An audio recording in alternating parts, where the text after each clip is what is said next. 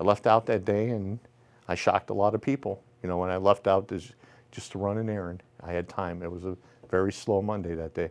And on my way back is when I seen a car. We were on 4th Avenue and I seen a car driving erratically and suddenly go from the far left lane to the far left right lane. And a woman that was walking, thank God she was looking back because he never got out of her way. She had to literally dive like Superman out of his way.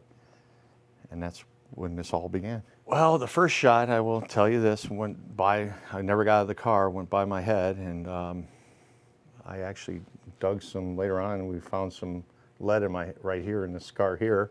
My first initial was, oh damn, and then I ducked.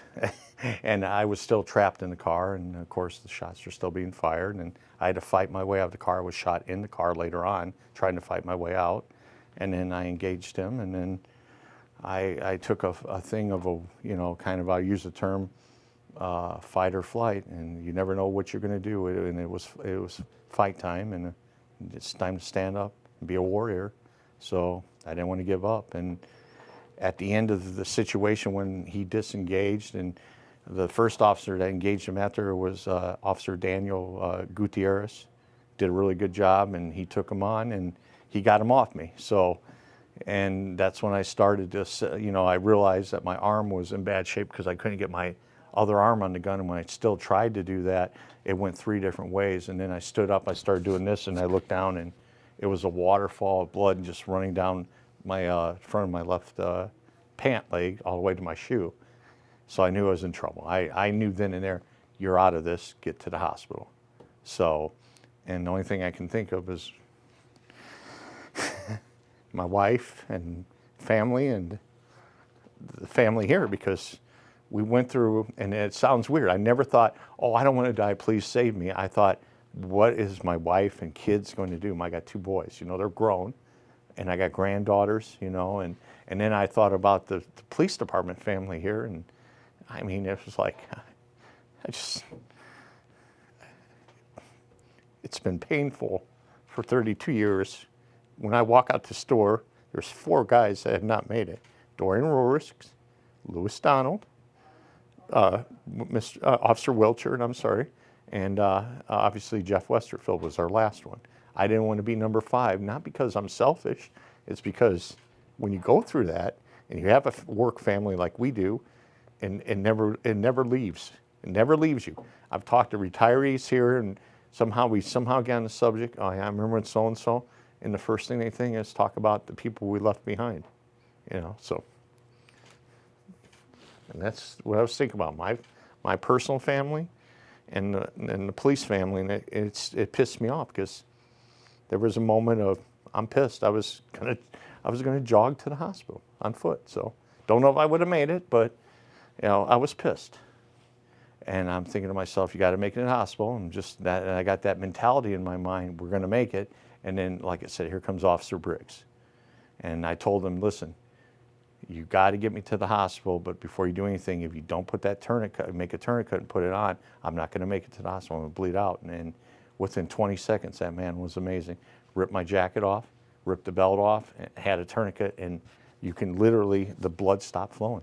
And I never asked for pain meds until, what scared me when I seen that doctor's face, and he said, told those 2 nurses, grabbed him, get all the blood you can. It scared me. I was like, I'm in trouble. But when they got me in bed, they're talking to me, and the attending physician I've known for years, and he's barking out orders, and I mean, he's got it going. He's like a drill sergeant, and he's talking to me and that, and I kept asking him, hey, is that blood here yet? Is that blood here yet? And he's laughing. He's like, I got you. We're going to be fine, but that blood's coming. And as soon as they did it, I mean, they literally were running blood through my neck, the vein here, or artery, and in my groin area. They were running 2 sites of blood. The people in that area that were helping the police, and I can tell, I seen a short clip with the mayor, and he was just, the mayor was just, you could tell he was choking back. You know, and my wife was sitting there, and then I kept hearing from the guys here, man, the citizens out there were mad. They were out there, they were directing, hey, look over here. They were calling things in. I mean, the outpour of the community. But that's why I don't want to hear this bad mouthing about Gary. I mean, they acted like normal citizens do. Okay. In fact, I'm in the hospital in Chicago Hospital and talking to one of my nurses, and her husband was shot a couple years ago in Chicago, and she was so upset.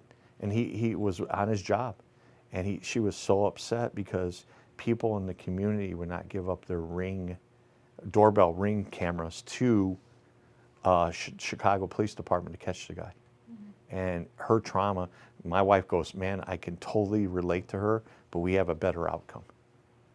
Because my wife's sitting there with a woman that experienced her husband being shot, and he had to go through a lot of rehab, what happened to him and that. And no one was helping, but yet we had all this help. And that's why I don't care what anybody says, people in Gary are good people. And I've experienced it in 32 years.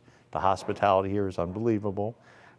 You think, you know, if you want to cover race, I mean, I don't care. I'm a Caucasian male that's been here 32 years, and I don't get racial slurs or being treated different than anybody else in this city.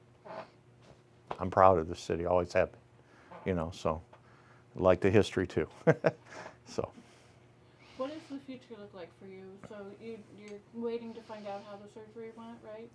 Yeah, we're waiting to make sure there's no problems. We just need the blood flow to go through the bone. It's looking good now. Everything's looking good. You know, of course, you see my hand, it's swollen, but I said I woke up this morning, the swelling was totally gone. It's like my wife said, she's dealt with stuff like this. It's expected with this type of surgery.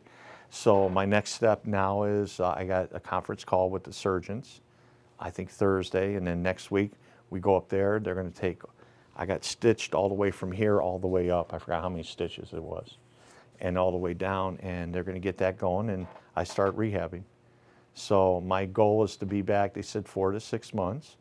Of course, I'm the guy that always wants to challenge I'm going to get back quick, so I want to get back and start back to work as normal, like nothing happened. That means also I work patrol overtime. We're short on guys. Guys are being hired, but we have a hiring shortage, and the mayor's trying to catch us up. He knows about the shortage, and I still want to be part of that patrol, division too, which they know. They all were unhappy, of course, what happened to me, but I'm going to come back, do my detective work, and I'm going to be a patrol officer until, work overtime, and that's how I'm going to end my career, like nothing happened. And this is about just,